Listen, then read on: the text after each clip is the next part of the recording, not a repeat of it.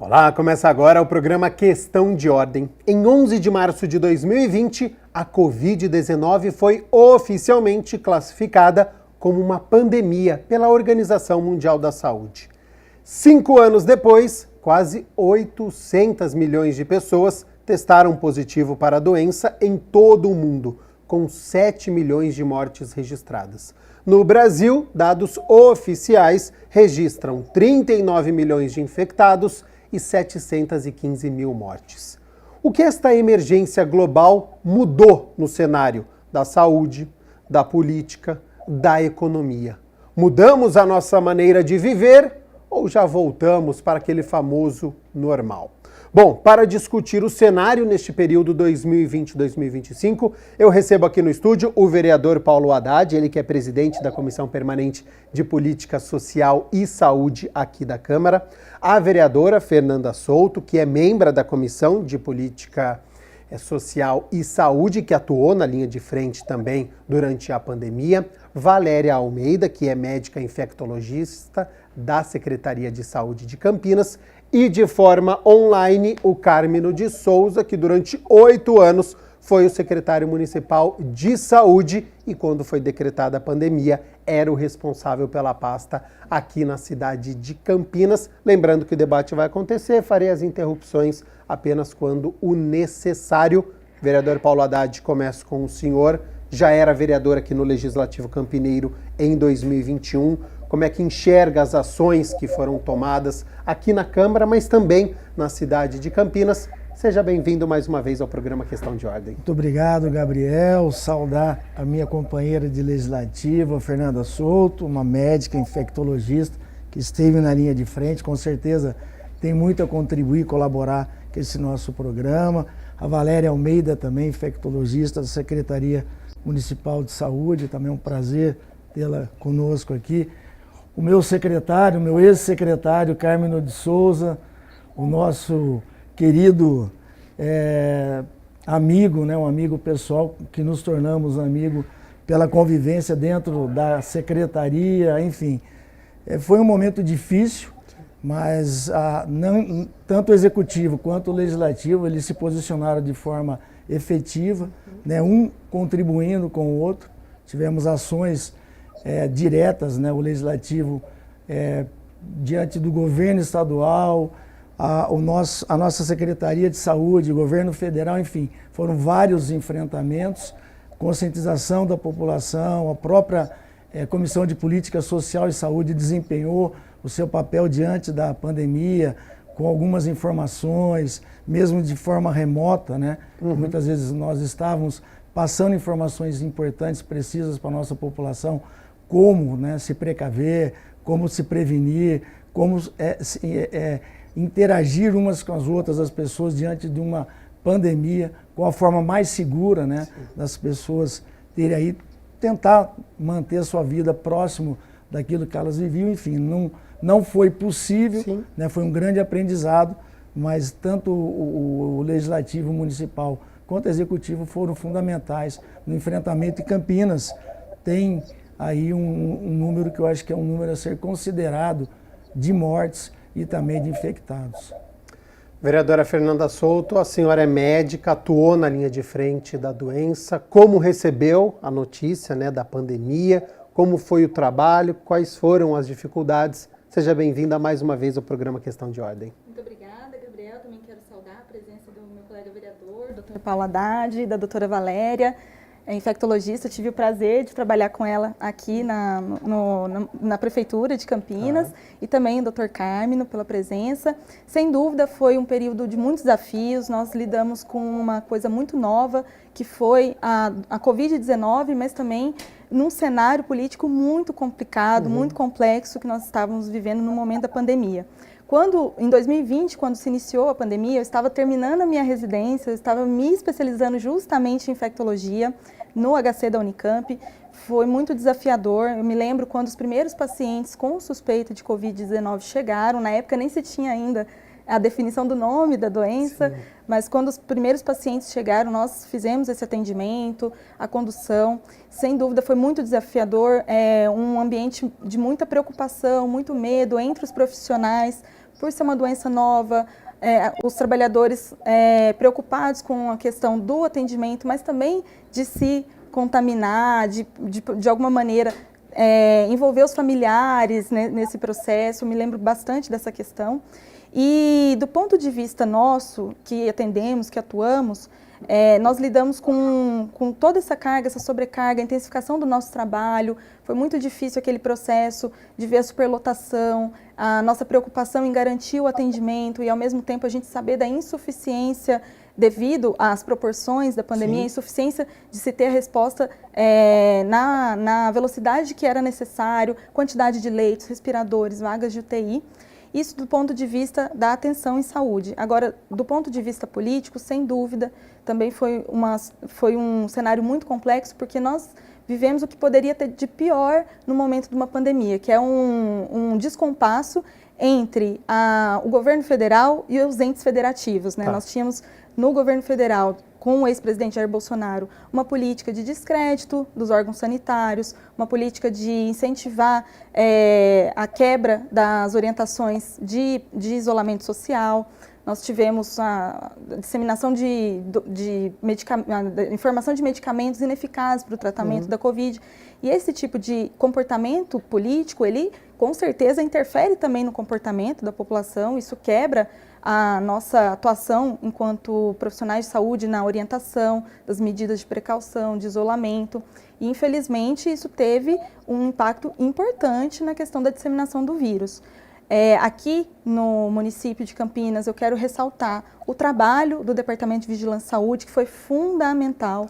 É o departamento ligado à Secretaria de Saúde, que foi fundamental para que a gente conseguisse identificar os casos, os comunicantes dos casos de Covid-19 de forma muito precoce, pudesse fazer o controle e monitoramento dos casos e que pudesse ser feita da melhor forma possível a prevenção da disseminação da doença na cidade e também o trabalho de fazer a qualificação dos serviços de saúde, nos centros de saúde, dos hospitais, que também o Devisa tem essa importante tarefa para que os profissionais de saúde pudessem ser melhor orientados com relação ao tratamento dos pacientes com Covid-19. Então, sem dúvida, esse trabalho dos servidores, dos trabalhadores aqui do Devisa, dos trabalhadores da saúde, da linha de frente, foi fundamental para que a gente não tivesse um cenário muito pior aqui na cidade. Valéria Almeida, médica infectologista, a senhora também esteve, né, na linha de frente aí da pandemia, coordenou a vigilância epidemiológica aqui da cidade de Campinas. Quero o seu relato, né?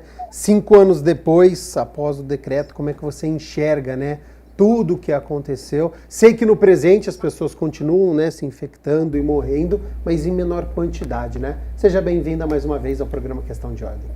Boa tarde, Gabriel. Agradeço o convite, agradeço a presença do vereador Paulo, da vereadora Fernanda, doutor Carmino, com quem eu trabalhei, né, no ano de 2020, durante a pandemia. Eu vou dizer que, sem dúvida nenhuma, foi o maior desafio, né, em termos de trabalho da minha vida. Na época eu coordenava a vigilância epidemiológica do município. E, na verdade, foram tempos muito difíceis porque a gente tinha muito mais dúvidas do que certezas, né? A gente acordava todo dia de manhã pensando o que nos reserva para hoje, porque a gente sabia que teria alguma surpresa.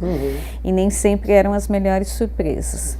Mas a gente teve um trabalho incessante, né, coordenado na figura do nosso secretário, Dr. Carmino, tudo que a gente tentou fazer, a Secretaria inteira de Saúde se voltou, não apenas o Departamento de Vigilância em Saúde, mas toda a Secretaria se voltou, né, com todas as organizações, os serviços, funcionários, tudo voltado para a gente enfrentar mesmo a pandemia que vinha chegando. Então, a gente tinha uma comissão, né, dos departamentos que discutia várias ações, a gente tinha um comitê Covid que se reunia semanalmente, onde a gente fazia análise de todos os casos, da situação epidemiológica, do número de leitos ocupados, de quantas pessoas internadas, como estava a situação. A gente monitorava não só público, a gente monitorava os hospitais públicos, os hospitais privados, né? A gente fazia reuniões online com os hospitais. Então, a gente tentou acompanhar ao máximo e para cada desafio que surgia, a gente tentava implementar alguma medida para sanar alguma dificuldade que estava tendo, né, de melhorar o atendimento de todo mundo. A gente teve várias situações, desde a falta inicial de máscaras, que a gente não tinha máscaras no começo, porque houve uma escassez do produto, porque na hora que se declarou pandemia, o mundo inteiro comprou máscara, Sim. né? Até quem não precisava. Então, assim, faltou insumo, não tinha teste, diagnóstico no início, né, o diagnóstico era presuntivo, né, depois a gente teve dificuldades, teve uma semana que a gente ficou sem medicamentos para intubação de paciente, que acabou no mercado. Então, teve várias situações e eu falava assim, bom, vamos ver, acordava de manhã, o que nos espera hoje que a gente vai resolver, né? Eu tive um professor que foi sempre meu professor, ele sempre dizia que a gente sempre vai ver uma pandemia na vida. E aí ele sempre falava, eu estou esperando para ver a minha pandemia. Ele morreu antes disso, né? Mas a gente viveu a pandemia e viu que realmente sempre tem a possibilidade de surgir uma nova pandemia. Né? Várias coisas que aconteceram, que a gente se mobilizou para trabalhar, protocolos que foram e ficaram instalados, provavelmente eles vão servir de suporte se porventura a gente tiver nos próximos anos alguma nova pandemia. Então ficou um legado e uma lição do que nós sem passamos. dúvida, principalmente na questão de quem trabalha na área da saúde, adquiriu experiência, adquiriu conhecimento, né? Sabe como manejar, já tem alguns caminhos que foram traçados. Então, na iminência de surgir uma nova pandemia, porque a gente sempre trabalha com esta hipótese, quem trabalha com epidemiologia e doenças infecciosas, a gente aventa que sim, haverão outras, né? Então, na iminência de uma nova pandemia, a gente já tem um caminho que foi traçado, né? Que já foi organizado, já tem algumas coisas que ficaram, que deixaram como legado de vigilância, né? Para a gente ter uma resposta rápida se ocorrer novamente uma nova pandemia. Então, isso eu acho importante, né, na questão da organização de saúde, que algumas coisas do modelo da Covid a gente continua mantendo, né, principalmente quando a gente tem discussão de situações, a gente tem comitês que a gente faz para fazer análises epidemiológicas, isso se manteve mais ou menos dentro do modelo da Covid. Agora, eu acho que algumas coisas, a gente teve algumas perdas importantes, né, assim, da importância da vacinação, parece que ficou um pouco perdida, se misturou muito com uma questão política, que já foi citada aqui, então as pessoas acabaram, muita gente não se vacinou e acabou, inclusive, prejudicando coberturas vacinais das outras vacinas que a gente tinha antes, né? De outras doenças também. Então a gente começou uma cultura um pouco negacionista em alguns casos, né? Que não era amparada em ciência, que acabou levando a um prejuízo não só na Covid. Mas de forma geral eu acho que Campinas teve uma boa resposta. Infelizmente a gente teve óbitos, mas todo mundo teve. Quem trabalha com isso sabe que uma pandemia, o objetivo nosso é diminuir ao máximo, né, essa situação. Mas quando a gente olha o tamanho, né, do que foi, né, quando a gente vê em 2021, o segundo ano da pandemia, no primeiro semestre, ninguém vai esquecer as imagens que a gente via na televisão de Manaus, né? Sim. Então, assim... Falta de oxigênio. Muito triste, né? Porque a gente é uma marca que vai ficar na vida de todo mundo. Todo mundo tem uma história para contar da pandemia, né? Eu tenho várias, mas eu só vou falar um pouquinho, não vou falar todas. Então, todo mundo vai ter uma marca e vai ter uma história para contar da pandemia, né? Então, eu espero que pelo menos o legado de ter deixado o raciocínio, as estruturas, os protocolos para uma futura pandemia dentro da área da saúde, eu acho que isso é o mais positivo que a gente pode tirar desse evento. E participa do Questão de Ordem, Cármeno de Souza. O senhor era o secretário de saúde aqui da cidade de Campinas. Não é uma cidade com poucos habitantes, né? Mais de 1 milhão, cheio de problemas. Naquele momento, Cármeno, 2020, bate em algum momento um pânico, um desespero, ou atuar na linha de frente, um cargo tão importante, requer em alguns momentos calma, sabedoria para tomar as decisões. Seja bem-vindo ao programa Questão de Ordem. Muito obrigado. Eu queria agradecer à TV Câmara a oportunidade.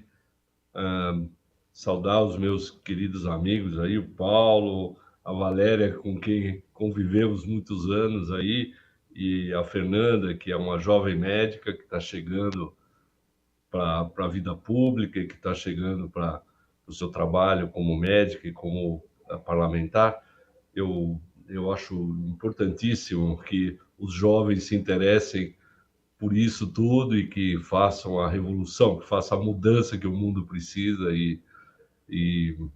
Então, eu sou o mais velho dentre todos aqui e quero contar uma história que, quando eu saí da secretaria em 2021, eu escrevi um livro escrito A Minha Vida na Saúde Pública, porque a semelhança da Fernanda, eu era interno e residente, eu vivi a epidemia da meningite. E essa não foi a primeira pandemia que eu vivi, foi a segunda pandemia, porque eu vivi a pandemia do vírus HIV. E a minha parte no trabalho de enfrentamento do vírus HIV foi controlar a qualidade do sangue no estado de São Paulo e contribuir para a qualidade do sangue no Brasil. E muitas epidemias eu vivi, até epidemia de cólera, várias arboviroses que a gente compartilhou e que continuamos a viver. Então, mas nada, eu vou dizer, Gabriel, nada se assemelha ao que nós vivemos na epidemia da Covid, não é? Eu acho até, sinceramente, que a gente cometeu alguns erros que pagamos um preço por isso. O primeiro erro, acho que foi da OMS ter retardado a decretação da pandemia. Nós já sabíamos, a gente vinha acompanhando o que estava acontecendo na China, na Europa, na Itália, em Bérgamo, por exemplo. Nós tivemos uma videoconferência com o prefeito de Bérgamo. O prefeito chorava nessa videoconferência. Eu tenho grandes amigos em Bérgamo, lá, o professor Barbui, por exemplo, a família inteira ficou internada na UTI. Ele teve sorte de não morrer, a família não morrer, mas essa foi uma cidade que é mais ou menos do tamanho de Valinhos, onde 10% da população morreu. 10% da população morreu em Bérgamo. E a gente via aquelas imagens da fila de carros com os caixões em cima, um negócio dramático, né? Nós vivemos uma situação dramática. Isso é bom de um lado, porque você vai vendo e vai se preparando, né? A Valéria sabe o quanto nós nos preparamos para a chegada da pandemia. Mas isso daí é mais ou menos como um terremoto, como um tsunami, que por mais preparado que você esteja, na hora que chega, é um tsunami, é um terremoto, não tem jeito, né? Então, nós nos preparamos da melhor maneira possível. A Valéria tocou num ponto que é o lado ruim de ficar por último, porque não sobrou nada para nós. A gente tinha enorme dificuldade de adquirir insumos de proteção individual, por exemplo, máscaras, aventais, etc. Nós tivemos sorte, a Valéria até falou dos 1.000 relaxantes, nós tivemos uma sorte tremenda de comprar uma quantidade grande de 1.000 relaxantes antes do governo federal arrestar tudo, porque o governo federal arrestou tudo e a gente teve. Agora, eu tive a felicidade de estar em Campinas, de ter o grupo com quem eu trabalhei e de ter a solidariedade que a cidade demonstrou nesse processo, Gabriel. A epidemia, ela não teve uma dinâmica única, ela foi mudando ao longo do tempo. Então, ela chegou pela área mais rica da cidade, as pessoas que viajaram. Eu me lembro, uma das primeiras mortes foi um médico que foi contaminado pelo filho que veio da Espanha, não é? O primeiro caso que nós tivemos em Campinas foi um estudante de medicina, não é? Então, cada singularidade dessa, a gente lembra, a gente é capaz de passar horas aqui contando situações individuais, né? Mas uma coisa foi importante, a Valéria falou da nossa reunião do comitê de enfrentamento, mas toda quinta-feira à noite a gente reunia todos os hospitais da cidade, todo mundo, para dizer como é que está. Centro Médico, como é que está? Madre Teodora, como é que está? HC, como é que está? O Mário Gatti, como é que está? Etc. E a gente ia avaliando as situações da cidade. Uma das primeiras coisas que nós fizemos foi contar quantos respiradores nós tínhamos na cidade, para saber se a gente ia aguentar. avaliar todas as estruturas para saber aonde é que a gente poderia colocar leito, aonde é que a gente poderia abrir uma UTI, aonde é que a gente poderia fazer laboratórios, ambulatórios e assim por diante. Então, eu diria que a palavra que eu poderia dizer maior para essa cidade, todo o trabalho que nós fizemos na região, etc., foi de solidariedade. Se, por um lado, nós tivemos uma coisa péssima, que foi o que aconteceu no Ministério da Saúde, mas não logo no comecinho. No comecinho até que a gente tinha uma certa orientação e tal, mas depois isso se perdeu e os entes subnacionais, os subfederais, é que levaram isso adiante. Eu quero aproveitar que eu estou aqui num órgão de imprensa para dizer o quanto foi importante a imprensa. A imprensa criou um consórcio, tanto que o Brasil hoje tem uma posição super honrosa do ponto de vista dos seus números da pandemia, não porque a gente tinha esses números no Ministério da Saúde, mas porque tinha um consórcio de empresas de mídia, junto com as universidades, junto com as prefeituras, estados, etc., e que faziam com que os números fossem muito próximos dos números reais.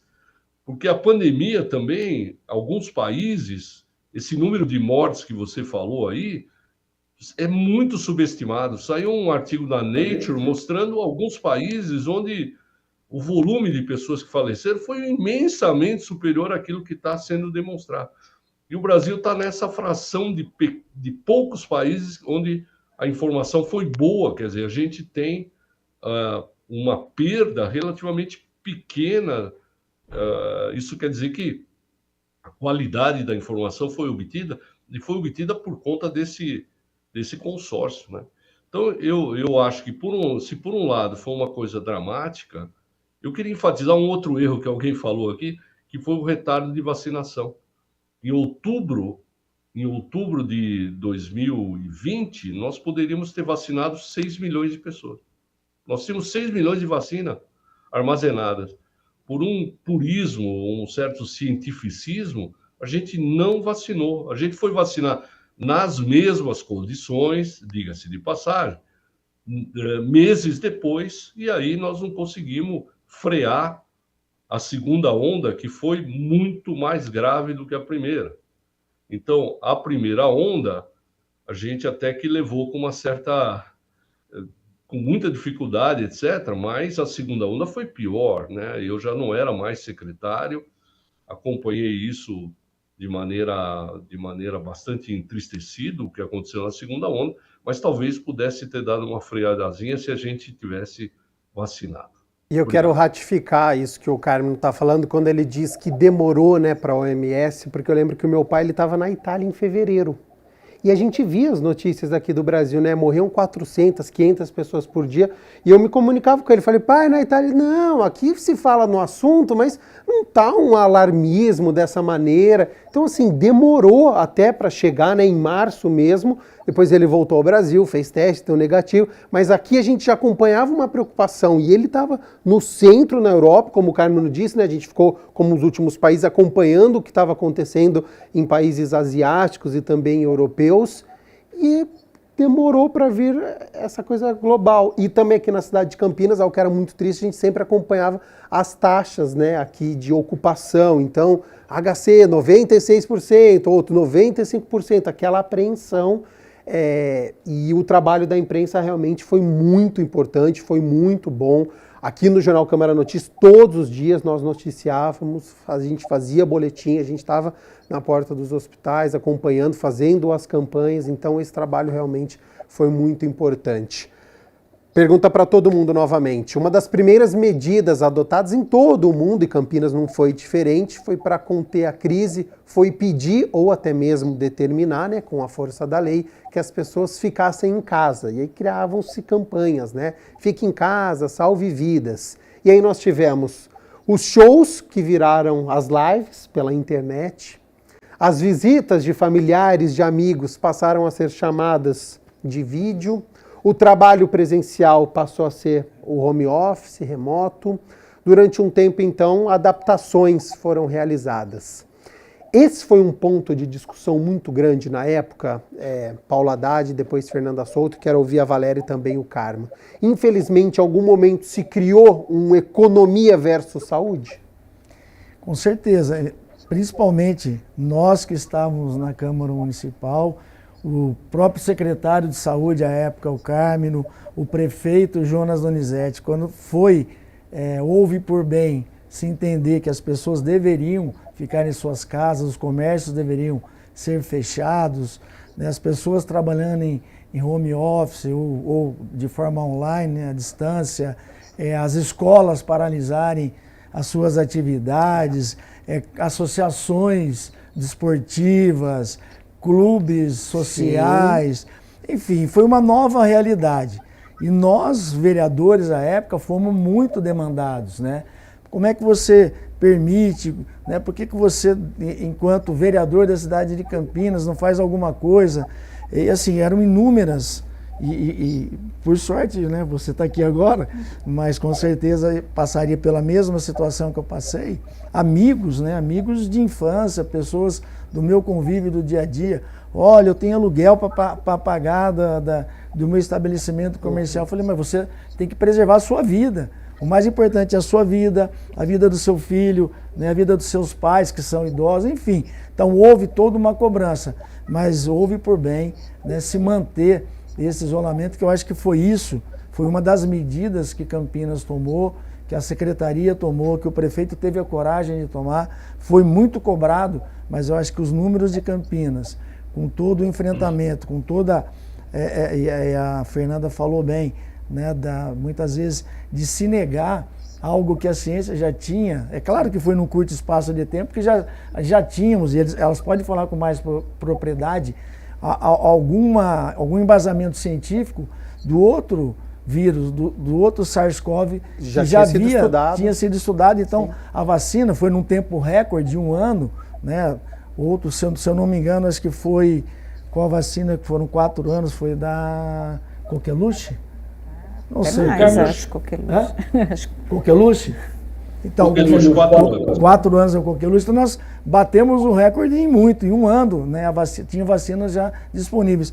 Mas questionava-se, né, o efeito da vacina, que ela realmente seria um divisor de águas, como foi, né? Então foi um momento difícil, foi uma superação para quem estava na vida pública, para quem tinha, né? E assim, a economia informal era algo também. Como é que você vai segurar aquela pessoa que depende de sair de casa, vender lá algo que é o dinheirinho do dia a dia? Se não tem evento, né? Foi muito difícil. Eu acho que foi uma situação muito impactante. Eu acho que foi muito cruel, né, para alguns. Pessoas muitas vezes perderam a estabilidade emocional, não só a doença física, mas também a doença mental. Ela impactou muito a vida das pessoas, e nós vimos, né, que muitas vezes o nervo à flor da pele, famílias, né, discutindo algo que não se discutia, né? Ninguém discutia vacina. Nós tomávamos todas as vacinas enquanto crianças, né? O Carmino falou da meningite, né? Ninguém questionava. Você ia lá, o revolvinho, vacinava, né? Enfim. Sim. Mas eu acho que foi muito difícil, mas foi um grande aprendizado.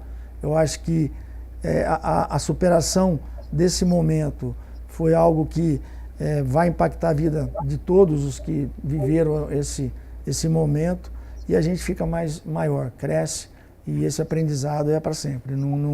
Nunca mais nós teríamos, né, algo tão impactante na vida da gente como foram esses dias, esses momentos nessas 2 ondas da Covid-19. Fernanda, quero ouvi-lo também sobre essas adaptações, né, que nós passamos na educação, no trabalho, e o que se criou em algum momento uma economia versus saúde.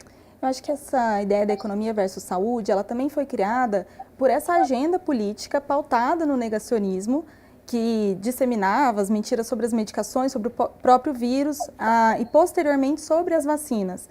a ideia de que a vacina contra a Covid transmitia outras doenças. Nós todos tivemos que lidar com isso no nosso dia a dia. E eu acho que essa discussão da economia versus a saúde, ela estava pautada nessa agenda e também numa recusa do poder público de garantir as condições para que as pessoas pudessem fazer o isolamento e seguir as recomendações sanitárias. Nós vivemos num país extremamente desigual, uma informalidade muito alta, uma concentração de renda muito grande, né?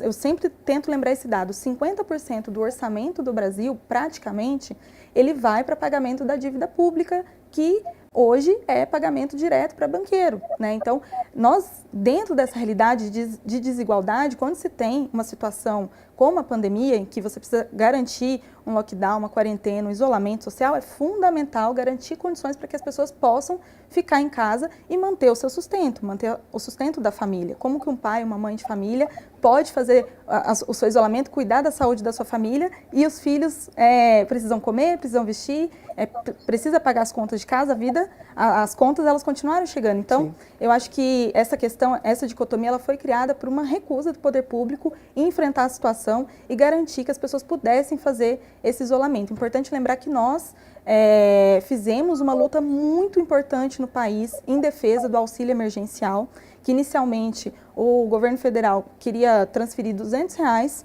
para as pessoas fazerem um isolamento, que seria completamente inevitável. Com muita luta, nós conseguimos garantir o aumento desse auxílio emergencial e ainda mais para as famílias, por exemplo, de mãe solo, que também é uma realidade muito expressiva aqui no país. Então, para que as pessoas pudessem fazer esse isolamento, seria necessária uma atuação ativa do poder público nesse sentido. Infelizmente, optou-se por criar essa dicotomia para garantir que minimamente, para garantir que as grandes corporações, o grande empresariado, os bancos, eles não tivessem os seus lucros, as suas riquezas atingidas e que as pessoas continuassem trabalhando. E nós tivemos que fazer uma luta para que, ao mesmo tempo que a gente defendia o isolamento social, a gente defendia que as pessoas seguissem as recomendações dos órgãos sanitários que eram desacreditados naquele momento, a gente também teve que fazer uma luta para que as pessoas pudessem ter condições mínimas de fazer esse isolamento. E aí eu gostaria também de colocar uma questão que mudou bastante durante essa pandemia, foi a forma com que as pessoas enxergam o SUS. Tanto a sua importância quanto as suas fragilidades também. A sua importância, nós temos um sistema único de saúde que é o maior do mundo, nenhum outro país tem tantos usuários do sistema de saúde público como o Brasil. Foi um avanço civilizatório, a ideia de que se tem a saúde garantida como direito e não mais como um bem a ser consumido. Então, nosso sistema é um exemplo para todo mundo. E o quanto esse sistema foi importante em diversos momentos dessa pandemia. Desde o início, antes dos primeiros casos, na identificação do problema, no remanejamento dos recursos, como a Valéria trouxe aqui também, na identificação e na construção de protocolos de atendimento antes que o problema chegasse até aqui, a busca de organização do sistema com relação aos testes diagnósticos, a organização do sistema hospitalar, do sistema de atendimento nas unidades básicas, nas enfermarias. Então, toda essa preparação, a aquisição de equipamentos, toda essa preparação anterior ao próprio início da pandemia no país, mas também na sua condução, né? Como é uma doença nova, também conforme vai se evoluindo as fases da pandemia, nós também vamos adquirindo conhecimentos novos e precisamos lidar com situações novas que precisam de uma identificação rápida e uma ação rápida também. Então, um sistema único de saúde, com um comando centralizado, capaz de tomar decisões rápidas e uma capilaridade capaz de mobilizar uma força para que as ações elas cheguem na localidade, cheguem nos bairros, cheguem nas cidades, ela foi importantíssima. Então, é importante a gente retomar essa importância do SUS, que ela ela ganhou uma nova roupagem com a pandemia, né? Nunca se falou tanto do SUS desde a reforma sanitária como durante a pandemia. E também escancarou suas fragilidades. Nós temos um subfinanciamento crônico do SUS, e isso agravado também por medidas como, por exemplo, a PEC do teto, do governo Temer, que congelou em 20 anos o investimento em áreas sociais, inclusive saúde. Nós temos, além desse subfinanciamento crônico, um avanço do desmonte do SUS com as terceirizações, com as privatizações. Importante lembrar que o Instituto Butantan estava em vias de ser privatizado quando nós tivemos o advento da pandemia. Isso reverteu a privatização do Butantan, que foi um instituto importantíssimo para a questão da produção da vacina. Nós também temos uma fragilidade que foi o completo desmonte do complexo industrial nacional da saúde no país. Hoje, a doutora Valéria trouxe aqui a questão das máscaras.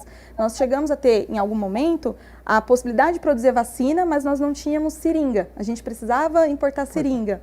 Então, é uma discussão que precisa ser feita, claro, é uma discussão de Estado, de soberania do nosso país, de uma projeção de nação, uma organização do futuro, mas é uma questão que a pandemia expôs as nossas fragilidades e que nós precisamos tratar. É importante que o país volte a desenvolver o seu complexo industrial na saúde, também para a geração de empregos. Hoje, o SUS é o maior empregador do país. Quantos médicos, enfermeiros, técnicos, farmacêuticos e diversas outras profissões não necessariamente ligadas ao atendimento à saúde diretamente, elas estão vinculadas ao SUS. Tecnologia que nós importamos a custos muito caros e que nós temos grandes universidades que podem fazer esse trabalho de desenvolvimento de uma tecnologia nacional para ser aplicada no nosso Sistema Único de Saúde. Isso tudo precisa de investimento, precisa de projeto, precisa ser prioridade. Então, acho que a pandemia ela expôs os pontos muito importantes do SUS, a necessidade de se fortalecer esse sistema, de nós reivindicarmos esse sistema como uma conquista do nosso povo no país, mas um exemplo para o mundo, mas também expôs essas fragilidades que a longo prazo, a curto, médio e longo prazo, nós precisamos tratar como importante para um projeto de país que nós queremos. E outras pandemias vão acontecer. Então, é muito importante que a gente use esse exemplo, todo esse conhecimento acumulado, adquirido, a nossa estrutura que nós já conseguimos montar durante esse processo da pandemia pela Covid-19 e que a gente utilize isso para fortalecer o nosso sistema para o futuro, né? E eu acho que isso foi um ponto que a pandemia nos ensinou e que nós precisamos nos atentar para isso. Acho que essa lição, né, do investimento na área da saúde. Valéria, quero ouvi-la também do ponto de vista da saúde, da vigilância epidemiológica. Como é que vocês ouviam ou lidavam com essa economia versus saúde? Libera evento, não libera, é a saúde que manda? Vou dizer que o primeiro evento que a gente proibiu de fazer foi um derby. Verdade. Que estava marcado para uma segunda-feira. E aí a gente ficou, né, doutor Carmen, na sala do senhor, de sexta-feira à noite, aquele monte de torcedor lá, né, do Guarani, da Ponte Preta. Eu falei, é hoje. Mas a gente teve várias situações, essa foi só a primeira, na verdade. E talvez tenha sido até a mais simples por ser a primeira, né? Porque quando com o passar do tempo, a pandemia que para algumas pessoas achavam que a quarentena seria 15 dias, 2 meses, 6 meses, ela se torna mais do que 1 ano, na verdade. Né? A questão do isolamento social, ela tem um porquê de existir, na verdade. Né? Quando você estuda epidemiologia, a gente sabe que quanto menos pessoas circulares, menos pessoas vão ficar doentes e não vai sobrecarregar o sistema de saúde. O objetivo é não sobrecarregar o sistema de saúde. Em nenhum momento é que as pessoas não fiquem doentes. O objetivo é que as pessoas não fiquem doentes todas juntas, ao mesmo tempo. Né? Então, esse é o objetivo. E quanto mais interação social você tem, mais amplificação você tem do vírus, mais pessoas adoecem todas ao mesmo tempo. Então, a gente teve bastante problema quando a gente começa a restringir, né? Foram inúmeras situações, a gente sofreu pressão econômica para que não houvesse restrição, para que voltasse a abrir. Principalmente a gente teve muita pressão de escolas, né? Porque a escola era teoricamente assim um ambiente que a família se sentia, achava que a criança estava mais segura, mas na verdade a criança ela amplificaria muito mais a doença e levaria a doença, né, para adultos muito mais vulneráveis e que adoeceriam de forma mais grave. Às vezes a criança poderia até ter uma forma mais leve, né, mas levaria para os avós, né?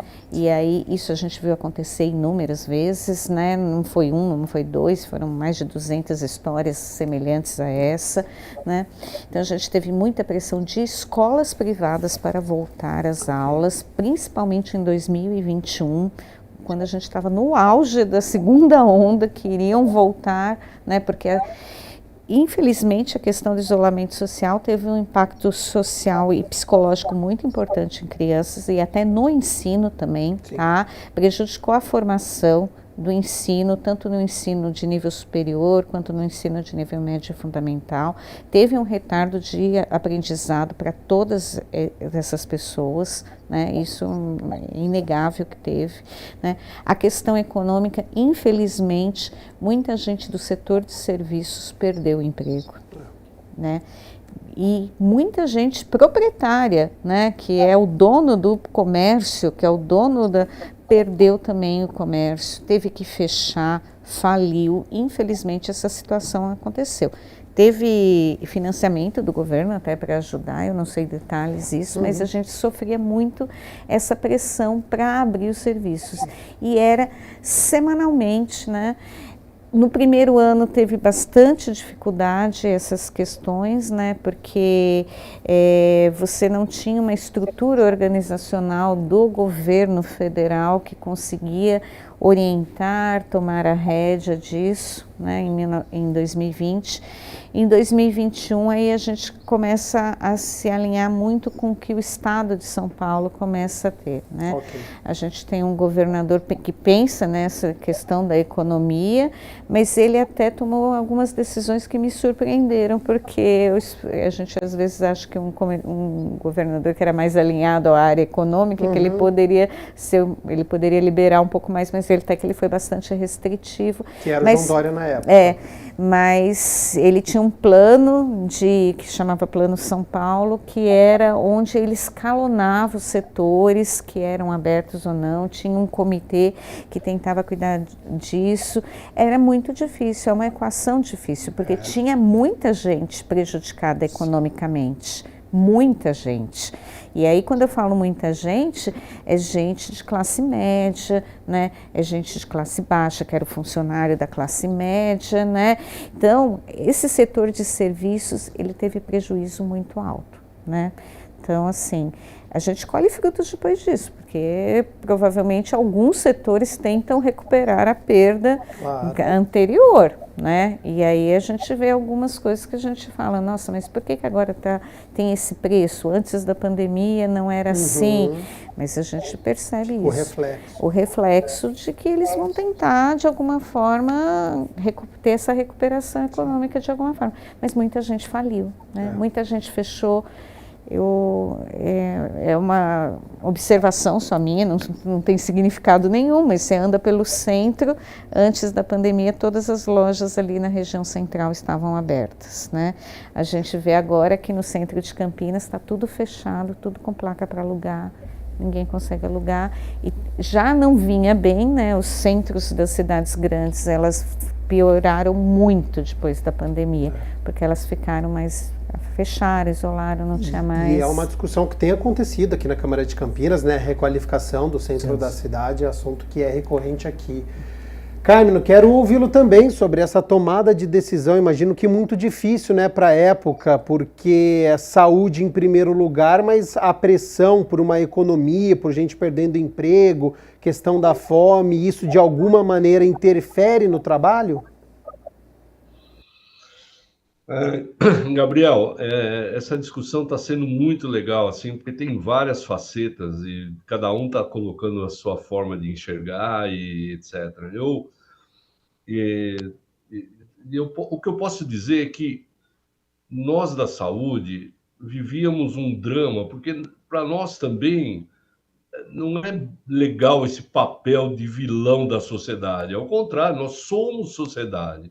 Nós fazemos parte da sociedade, nós não queríamos, eu, como no papel de secretário, recebi muita gente a Valéria contou do derby. Nós temos que lembrar que antes do derby, o que causou aquela tragédia que nós falamos agora em Bérgamo foi um jogo de futebol. Foi um jogo do Atalanta contra um time, não sei de onde. O Atalanta é um time que ficou grande de uma cidade muito pequena. E teve um jogo e foi todo mundo no jogo e a cidade inteira se contaminou. Uma grande parte da cidade se contaminou. Então a gente sabia que aglomerar era o substrato para transmitir. Então, Em Valência, viu, Carmelo? Da Itália contra um time da Espanha. Exatamente. Eu não me lembro exatamente qual era o adversário, mas foi um jogo desse tipo que causou isso. E a gente não poderia 5.000 pessoas reunidas. Pois é. Só para lembrar isso, quer dizer, a gente tem que aproveitar as experiências para tomar as decisões. A gente toma decisão baseada em evidências e acho que o que aconteceu é que a gente acabou, de alguma maneira, tendo o respeito da sociedade, porque a gente falava a verdade. A gente ia todos os dias nós tínhamos uma live, eu e o prefeito. O prefeito era um comunicador, o prefeito Jonas, mas ele tinha uma confiança irrestrita na minha pessoa, na pessoa da Valéria, na pessoa da Andréia, na pessoa do Marcos, porque nós tínhamos que tomar essas decisões. Eram decisões desagradáveis. Eu cansei de conversar com pessoas da alimentação, da beleza, etc., para poder explicar que era melhor que fosse assim. Nós temos que lembrar, apesar do drama incrível da Covid, e se a gente comparar com, por exemplo, a gripe espanhola, é 10% que morreu com a Covid. Quer dizer, esse percentual muito menor que morreu com Covid em relação ao que morreu com a gripe espanhola foi exatamente pelo conhecimento científico e pelas medidas que foram tomadas, né? Eu estava falando, a vacina começou muito antes do conhecimento do vírus. Pode ser que vocês não saibam disso, mas, por exemplo, se vacinava para a varíola muito antes de se conhecer o vírus da varíola. Não sabia o que era, quer dizer.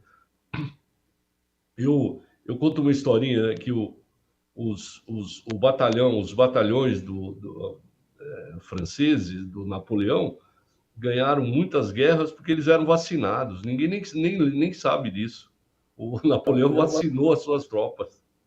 Então, quem tem dúvida de vacina, quer dizer, o negacionismo da vacina não é de agora. O negacionismo da vacina tem mais de 100 anos, muito mais de 100 anos, e é um erro completo, quer dizer, Agora, a gente não jogava contra a economia, pelo amor de Deus, muito pelo contrário. A nossa obrigação era manter a vida dos nossos concidadãos. Eu tinha momentos em que eu me sentia muito mal, porque eu sou oncohematologista, não é? Eu passei a vida trabalhando, aprendendo, ensinando para tentar salvar pessoas com leucemia, linfoma e mieloma e etc. E isso a gente faz de maneira singular. Aí você vê morrer 1, 10, 100, 1000, né? Quer dizer, escala logarítmica, você diz, caramba, como nós somos incompetentes, né? Eu tinha essa sensação, assim, e isso me entristecia demais, quer dizer, mas a gente não podia abrir mão de fazer aquilo que tinha que ser feito. A gente não podia abrir mão.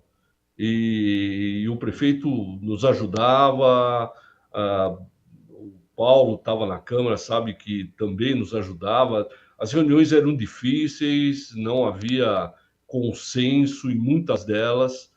Essa proibição para o derby, por exemplo, o prefeito estava em Santa Catarina. Eu lembro que eu liguei para ele e baixei uma portaria, porque não dava tempo de fazer um decreto. O decreto foi feito na segunda-feira, no dia do jogo, né?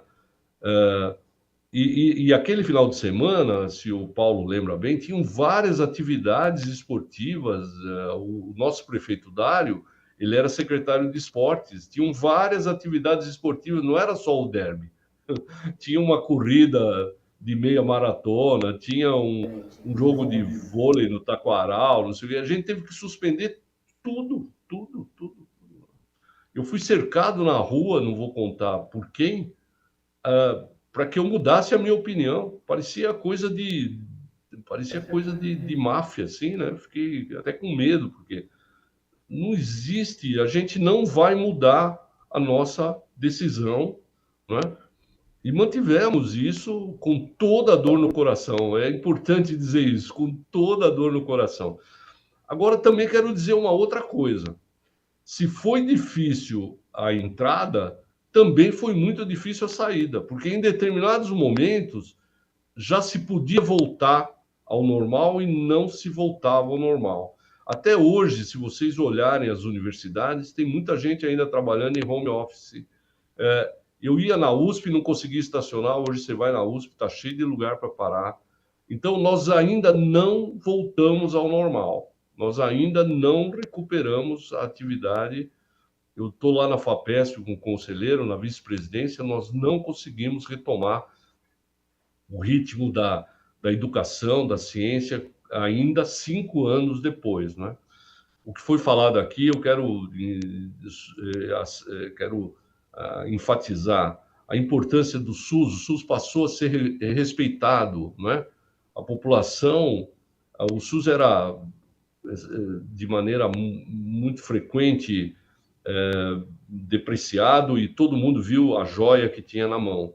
O SUS é uma joia na mão, é uma coisa que durante a pandemia foi fundamental. Nunca se falou tanto de ciência, nunca se falou tanto de estudo de fase 1, fase 2. O pessoal falava como se todo mundo fosse cientista, né? Quer dizer, É verdade. É legal aproximar a ciência da população, é muito importante.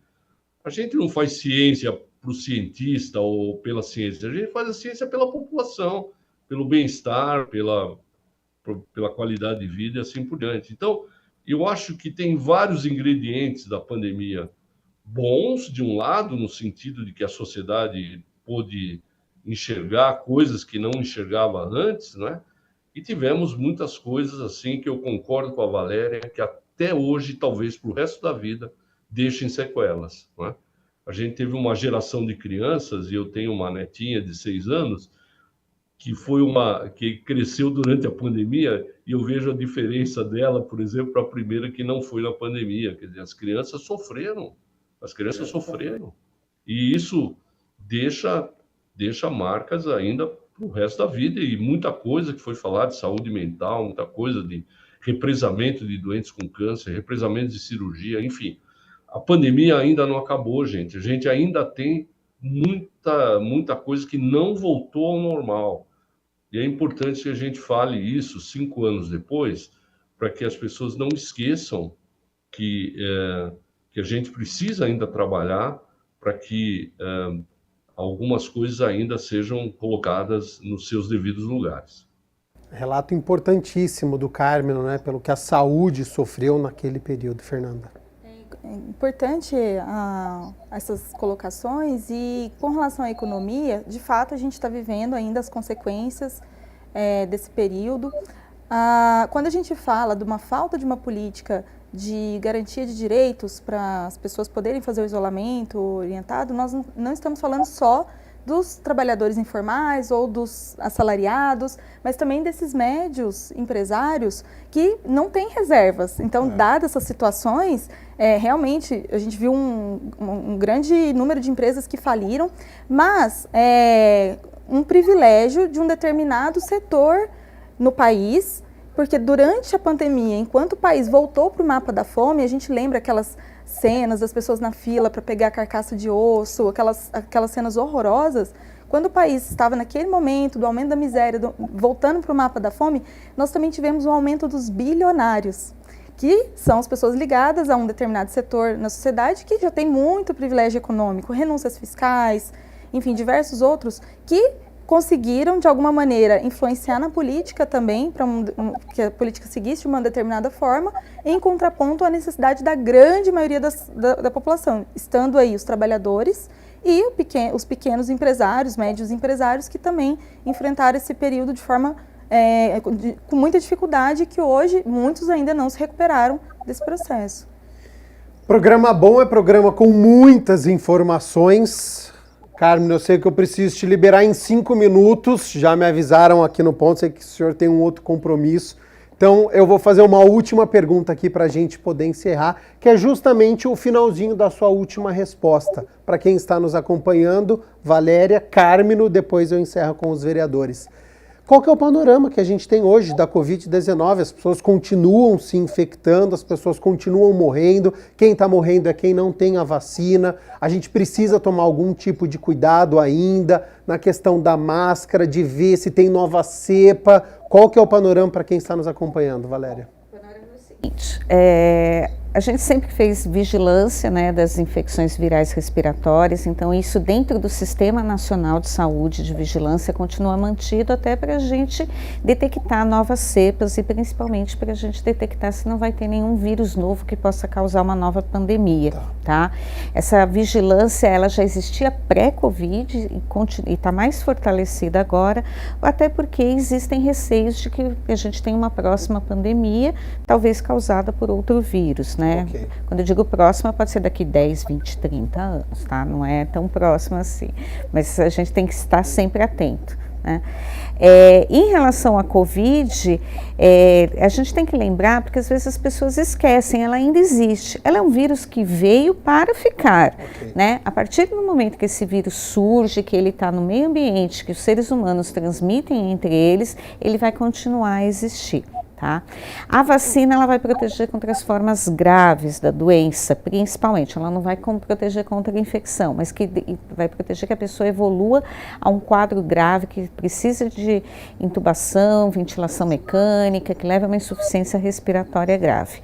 E a gente sabe hoje que as pessoas que mais acabam tendo essas complicações são pessoas que adquirem Covid, são pessoas que têm comorbidades, têm doenças imunossupressoras, ou são muito idosos, ou são crianças muito pequenas, ou gestantes, ou têm sobrepeso, obesidade. Essas pessoas, elas têm um risco de evoluir da forma mais grave para a Covid, até mesmo se elas forem vacinadas, principalmente aquelas pessoas que já têm muitas doenças, né?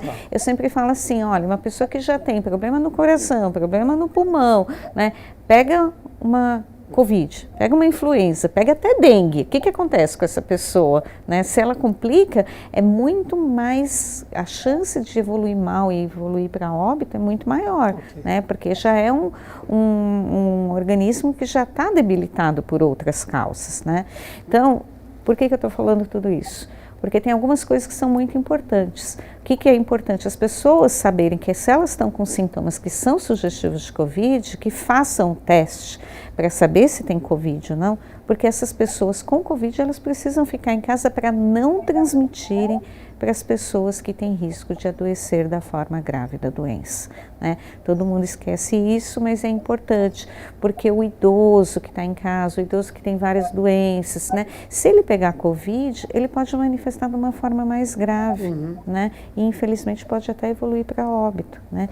Então é importante que todo mundo que tenha sintomas respiratórios, que faça o teste de Covid. O teste de Covid tem em toda a unidade básica de saúde, gratuito, né? Tem teste na farmácia também que pode comprar, convênio cobre, quem tem convênio pode fazer no pronto-socorro, pode procurar um atendimento, pode fazer. Então, assim, é importante que as pessoas pensem ainda, porque se elas tiverem, elas precisam ficar isoladas 7 dias, né? E depois disso tem que usar máscara até o 10º dia para não transmitir para outras pessoas. A gente tem que lembrar que não é porque Covid em mim não dá nada, né? Eu, por exemplo, eu peguei 3 vezes Covid, mas eu não tive nenhum quadro grave, né? Mas não foi grave, mas foi que eu fiquei sintomática, eu fiquei doente, mas se eu podia passar para uma pessoa que adoeceria da forma grave. Então é importante que as pessoas tenham essa consciência que a doença não é que passou a pandemia 5 anos, né? A pandemia foi em 2020, 2021, tem reflexos depois, ainda temos casos, né? O Dr. Carmino citou que em 2020, 2021, como a gente estava só preocupado com Covid, todas as pessoas com doenças crônicas descompensaram clinicamente. Então agora a gente teve o represamento de diagnóstico em 2020 e 2021 de casos de câncer, agora essas pessoas estão fazendo o diagnóstico depois disso, né? Então a pandemia, ela continua tendo reflexos na nossa saúde, né? A gente tem toda semana paciente que interna com Covid da forma grave, né? Então, toda semana está internando alguém. Quem que está adoecendo? Pessoas que têm a saúde debilitada e pessoas que não vacinaram, né?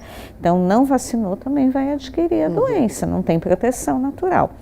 E a gente continua fazendo a vigilância para ver se não surge uma cepa mais agressiva, existe uma vigilância mundial disso, né? Mas também a gente faz a vigilância para ver se não surgem outros vírus, principalmente os vírus, os subtipos do vírus da influenza. Carmino, quero ouvi-lo também sobre este panorama atual da doença, a preocupação com nova cepa, com vacinação. Olha, a Valéria colocou um ponto que é fundamental, quer dizer, a doença veio para ficar. Quer dizer, os coronavírus, que originalmente não eram vírus humanos, eles, a partir do primeiro surto do SARS-CoV-1, depois MERS, etc., eles hoje se transformaram num vírus que está circulando entre nós e vai circular entre nós. Nós temos que lembrar que a gripe espanhola, do H1N1, foi há mais de 100 anos e todo ano a gente toma vacina para influenza, não é? Todo ano nós tomamos vacina para influenza. Provavelmente, não sei, isso só o tempo e a ciência vai dizer, mas provavelmente todo ano nós vamos ter que vacinar para as cepas mais prevalentes do coronavírus, certo? Quer dizer, então não tem, infelizmente é assim, né? Eu acho que a forma de vida que nós escolhemos, 8 bilhões de pessoas vivendo aglomeradas em grandes cidades, etc. Quer dizer, nós escolhemos essa vida, né? Eu brinco sempre que o sistema imune, ele é um hardware velho num software novo, né? Ele é um sistema totalmente despreparado para tudo isso que nós estamos apanhando todo dia, né? Você quase não acha uma pessoa, um ser humano, que não tenha algum problema imunológico, que não tenha a sua rinite alérgica, que não tenha a sua dermatose, ou que não tenha a sua doencinha desse tipo ou de outro. Quer dizer, o sistema imune é um sistema que precisa ser continuadamente ajustado, estimulado, e para que ele tenha vigilância, que ele tenha capacidade de fazer vigilância e reparação, que é a função dele, não é? Então, nesse momento, o que eu acho é que nós vamos entrar numa etapa onde todo ano nós vamos ter informações novas e vamos ter que fazer a vacinação. A vacina está chegando já para esse ano 2025, para as pessoas mais vulneráveis e que devem tomar a vacina. Eu acho que não estimular que se faça a vacina é voar no escuro, quer dizer, pode não acontecer nada, como você pode pegar um muro pela frente, quer dizer, continuam morrendo pessoas de Covid, como continuam morrendo pessoas de gripe. O hemisfério norte, por exemplo, no inverno, é impressionante o volume de pessoas que morrem de gripe. E a gente está vendo os sistemas todos mundiais preocupados com a vacinação. Os ingleses, que foram grandes exemplos para nós, hoje tem um grande problema, porque a população não vacina e nem os funcionários de saúde estão vacinando, quer dizer. Então, o negacionismo é uma doença que pega, viu? Então, a gente precisa tomar cuidado com o que a gente fala e tal, para não desestimular coisas que são absolutamente fundamentais para os seres humanos. E acho que esse avanço civilizatório, que acho que a Fernanda falou, dentro do Sistema Único de Saúde, etc., grande parte disso passa pela vacina. Eu tive a honra de conhecer a dona Heloísa, esposa do Sabin, e o Sabin me contou, a dona Heloísa me contou como é que foi o dia que antecedeu a primeira campanha de multivacinação no Brasil. Foi o ministro da Saúde, em pleno governo militar, ligando para o Sabin e sabendo se deveria fazer ou não a campanha de multivacinação, né? E o Sabin teria respondido, olha, você só tem duas alternativas, ou você acredita em mim, ou você não acredita em mim, ou você acredita na ciência ou não acredita na ciência. Então não tem meio termo. Eu acho que a gente tem que continuar a educar e continuar a estimular as pessoas a cumprirem o seu papel de cidadania, que é se proteger, proteger o seu ente querido, proteger o seu semelhante. E nós vamos seguir na medicina usando todas as armas que a biologia e que a tecnologia nos oferece para poder proteger a população. Carmino de Souza, muito obrigado pela disponibilidade do seu tempo. Todas as informações que foram passadas aqui, tenho certeza que de grande valia para o nosso público. Parabéns pelo trabalho realizado, não só durante a pandemia, mas até hoje como professor, dando todo o auxílio que o senhor dá. Já faço um novo convite para o senhor retornar até aqui ao programa Questão de Ordem, seja aqui no estúdio ou de forma online, e fica aberto às suas considerações finais. Eu queria agradecer, puxa vida.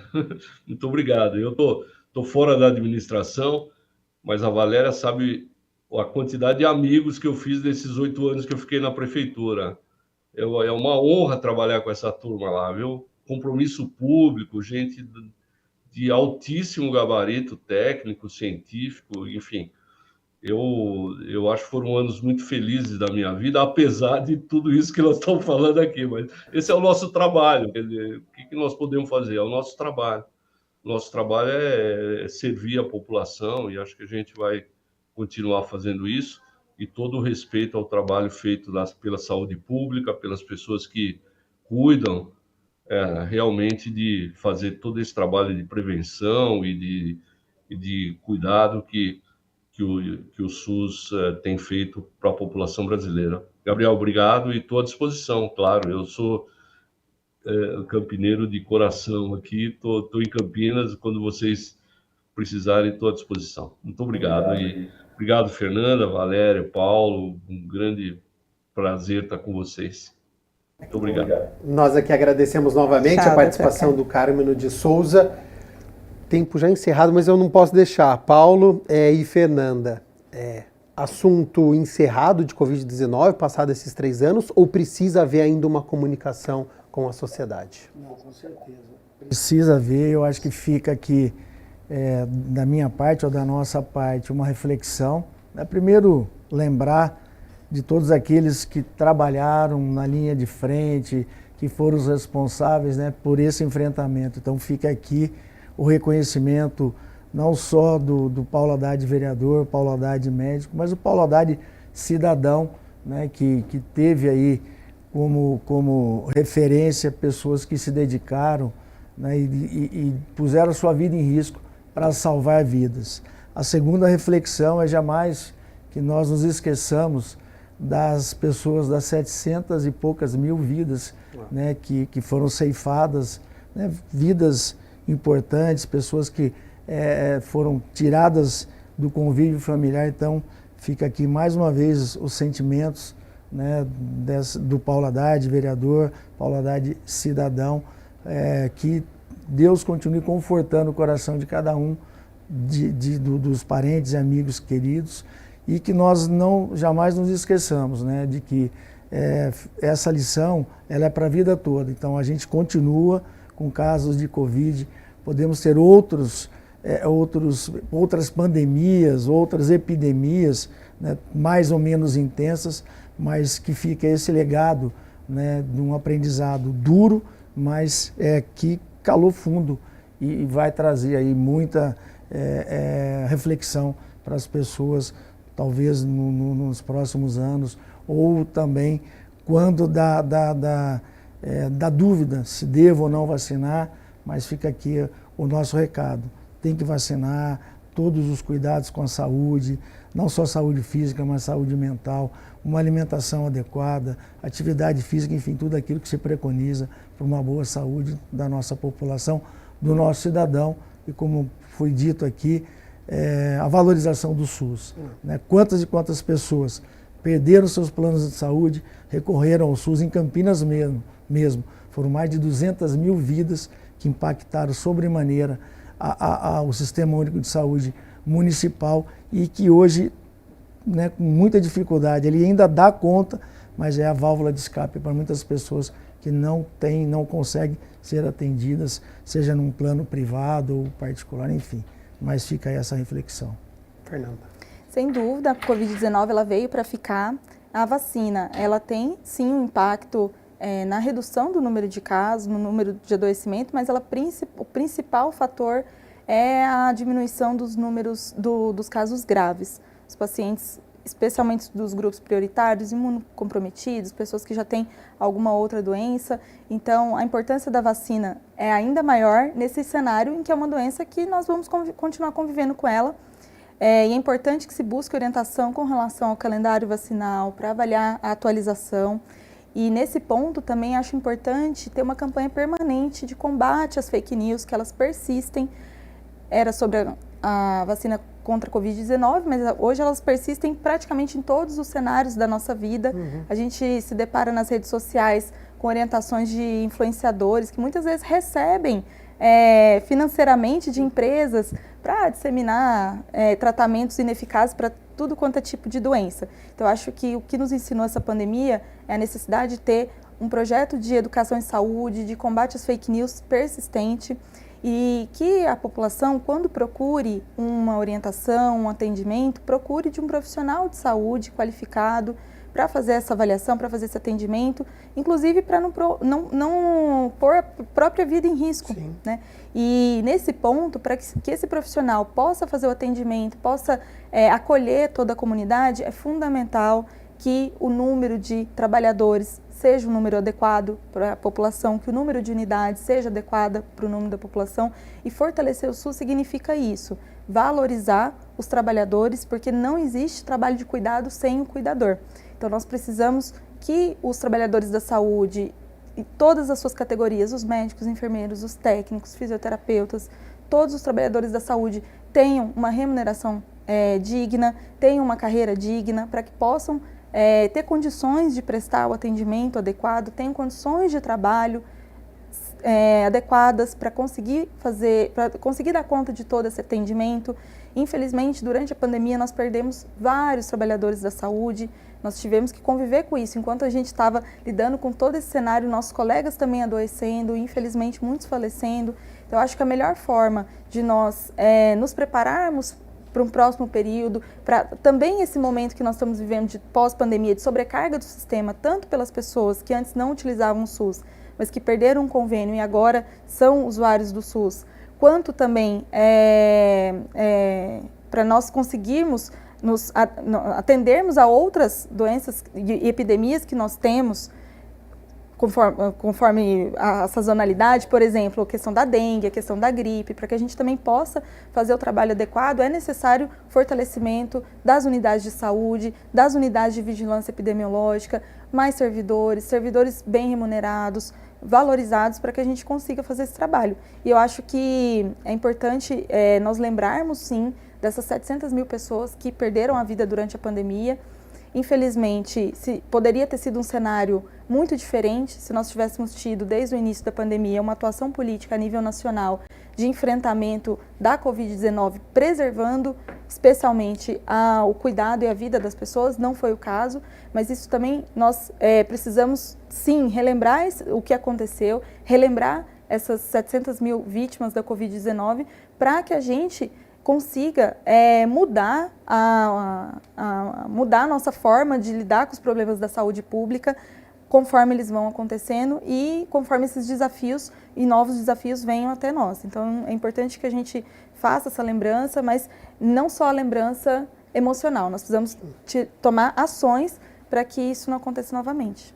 Valéria Almeida, médica infectologista, muito obrigado pela disponibilidade do seu tempo, mais uma vez aqui com a TV Câmara Campinas, com o programa Questão de Ordem. Já faço um novo convite para a senhora retornar até os nossos estúdios para falar sobre esse, mas também sobre outros assuntos, e fica aberto aí para suas considerações finais. Muito obrigada pelo convite, Gabriel. É sempre um prazer estar aqui, né? Não é a primeira vez que eu venho falar, e é uma oportunidade da gente trazer informação para as pessoas, né? Então, eu só quero falando sobre a pandemia, que na verdade ela não acabou, ainda tem reflexos, né? Mas que as pessoas têm que procurar um atendimento adequado, orientações corretas. Nós aqui em Campinas, nós temos uma Secretaria de Saúde que preza pelo atendimento e pelas orientações baseadas em evidência, né? A gente foi um município que sempre teve baseado em evidência todas as ações que a gente tomou durante a pandemia, né? A gente viu várias situações de municípios que adotaram medidas até de medicamentosas para tratamento de Covid que não são efetivas, mas Campinas sempre foi, Campinas é o berço de 2 universidades grandes, né? Então é importante saber isso, que nós somos um município que a gente se baseia bastante na ciência e na informação certa e adequada, né? Então é importante que as pessoas sempre procurem isso, né? Campinas é uma cidade de ponta e é uma cidade que é para se confiar no sistema de saúde dela, né? Então as pessoas em dúvida, sintoma respiratório, procura atendimento, dúvidas sobre vacina, procura atendimento, né? O importante é que as pessoas fiquem bem esclarecidas e saibam que essa doença ela veio para ficar, mas a gente conseguiu controlar ela da melhor forma. Né? E que agora a gente tem que saber viver com ela, igual a gente sabe viver com todas as outras. É isso. Agradecendo novamente a participação da Fernanda Souto, do vereador Paulo Haddad, e agradeço você aí de casa também pela sua companhia, pela sua audiência. Espero que a gente tenha contribuído sobre este cenário que nós vivemos da pandemia da Covid-19 e que a gente precisa saber conviver a partir de agora. Continue na nossa programação e até uma próxima oportunidade. Tchau, tchau.